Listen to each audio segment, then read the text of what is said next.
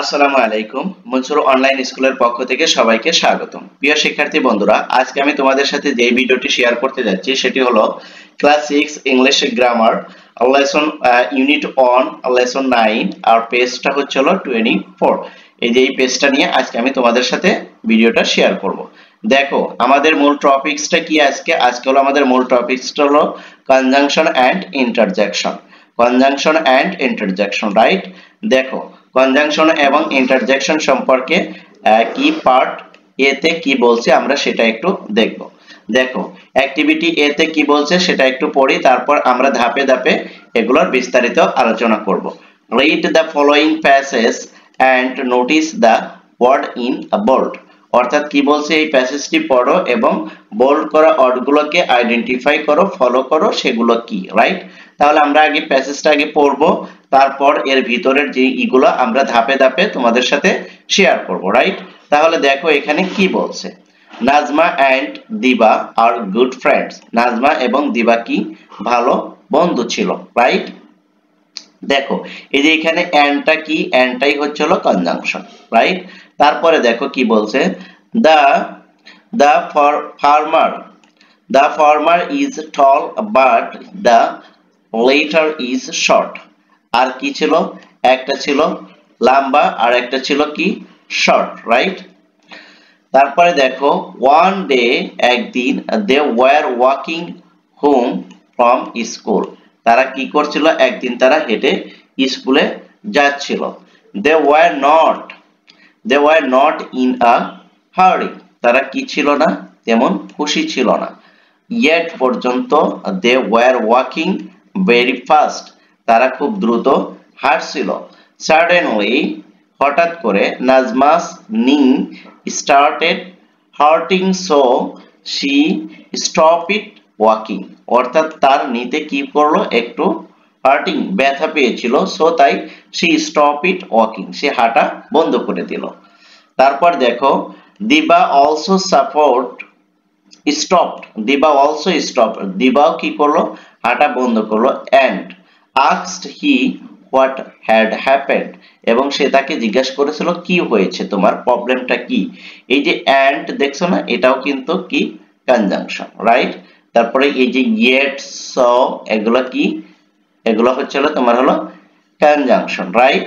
তারপর দেখো Nazma said that, Nazma বলেছিল she could not walk, আমি হাঁটতে পারবো না, because কারণ her left knee was hurting, সে কি করেছে, তার ইয়েতে লেফট বাম কনুইতে কি পেয়েছে, প্রচুর পরিমাণ ব্যথা পেয়েছিল। তারপর দেখো the words in bold in the passage, এখানে যেই ওয়ার্ডগুলো বোল্ড করা আছে এগুলোকে লিঙ্কার বলে, অথবা জয়েন টুগেদার, অথবা জয়েন ওয়ার্ড বলা হয়, two or more words or ideas.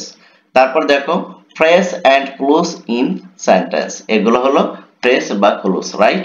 দেখো অর্থাৎ এটা যদি আমি ভেঙে বলি যে এন্ড, বাট, তারপরে বিকজ, সো, ইয়েট, এগুলো দ্বারা কি সেন্টেন্সকে কি করেছে, সংযুক্ত করেছে। অর্থাৎ কনজাংশনের কাজটাই হলো জয়েন করে দেওয়া, এক বা একাধিক সেন্টেন্সকে কি করে দেওয়া, জয়েন করে দেওয়াই হচ্ছে হলো কনজাংশনের কাজ। এতটুকু মনে রাখলে তোমরা খুব ভালোভাবে কনজাংশনটা বুঝতে পারবে। তারপর দেখো this type of words are called conjunction, এই ধরনের ওয়ার্ডগুলোকে কি বলে, কনজাংশন বলে। They are often called linking words, আর এগুলোকে মাঝে মাঝে কি বলা হয়, লিঙ্কিং ওয়ার্ডও বলা হয়ে থাকে। ওকে, তারপর দেখো অ্যাক্টিভিটি বি তে কি বলছে। অ্যাক্টিভিটি বি তে বলছে right few sentence one your English teacher using as many conjunction as possible, right? তোমার কি ইংলিশ টিচার কি বলছে, your English teacher using ব্যবহার করতে many conjunction, যত পারো তুমি কি করো, কনজাংশন ব্যবহার করো, রাইট? এটা তোমরা হোমওয়ার্ক হিসেবে কাজ করতে পারো। তারপর দেখো সি তে কি বলছে, read the following sentence and notice the word in bold letters, right? এই যে দেখো এবার এই সেন্টেন্সটা পড়ো এবং দেখো এবং বোল্ড লেটারের গুলো কি বলছে। দেখো alas, এখানে দেখো he died at an early age, সে খুব কম বয়সে মৃত্যুবরণ করেছিল। wow, কি what a nice gift, এই গিফটটা কত সুন্দর। ওহ, মাই টিথ আর অ্যাচিং, আমার দাঁতগুলো কি ব্যথা বা নড়েছে, রাইট? তারপর দেখো, তারপর এটা কি বলছে, hurray we have won the match, আমরা কি করেছি, ম্যাচে জয়লাভ করেছি। এই যে দেখো, এই যে অ্যালাস, ওহ, তারপরে হুররে, উহ, এগুলো কি, এগুলো কি বলছিল, দেয়ার আর ইন্টারজেকশন, এই অর্ডগুলোকে বলা হয় interjection. An interjection is a parts of speech, আর ইন্টারজেকশনও কিন্তু পার্টস অফ পিসেরই একটা অংশ। ওয়েস এক্সপ্রেসেস, যেগুলো কি করা হয়, এক্সপ্রেস দেয় স্ট্রং, শক্তিশালী ভাবে, ফিলিং অফ জয়, অর্থাৎ যেই এক্সপ্রেশন গুলো কি দেয়, খুব জোরে এক্সপ্রেশন দেয়, সেটা হলো জয়, আনন্দ, শ্রোহ, দুঃখ, সারপ্রাইজ অথবা বিস্মিত, আর ডিসগাইজড মানে কি, ঘৃণা। অর্থাৎ যে এক্সপ্রেশন গুলো দিয়ে আমরা কি করি, আনন্দ প্রকাশ করি, ব্যর্থতা কি, শ্রোহ, দুঃখ প্রকাশ করি, সারপ্রাইজ অর্থাৎ আশ্চর্যিত হই, এবং ডিসগাইজড এবং আমরা কি করি, ঘৃণা করি। এই যে এক্সপ্রেশন গুলোকে কি বলা হয়, ইন্টারজেকশন বলা হয়, রাইট? তাহলে দেখো এবার ডি অ্যাক্টিভিটিটা কি বলছে। ডি অ্যাক্টিভিটিতে বলছে, now use appropriate interjection to complete the following sentence, তুমি এবার ইউজ করো অ্যাপ্রোপ্রিয়েট ইন্টারজেকশন, এই গ্যাপগুলো দিয়ে কি করো, এই গ্যাপগুলো পূর্ণ করো এই অ্যাপ্রোপ্রিয়েট ইন্টারজেকশন দিয়ে। তাহলে দেখো আমরা একটু চেষ্টা করি। দেখো এখানে কি বলছে, হোয়াট আ বিউটিফুল গার্ডেন, কি সুন্দর গার্ডেন, তাহলে কি এখানে আমরা কি দিতে পারি, ওয়াও, এই যে ওয়াও, রাইট? তারপরে দেখো, হি কুড নট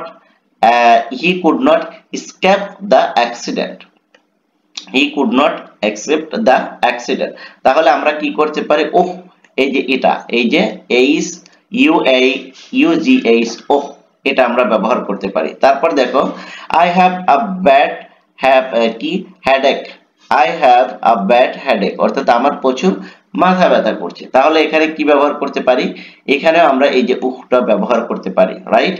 তারপরে দেখো, উই হ্যাভ ডিফেট দেম, আমরা কি করেছি, ডিফেট করেছিলাম, তাহলে উডে উই হ্যাভ ডিফেট দেম, এটাও আমরা এখানে ব্যবহার করতে পারি। আশা করি আমি তোমাদেরকে বিষয়টা বোঝাতে পেরেছি।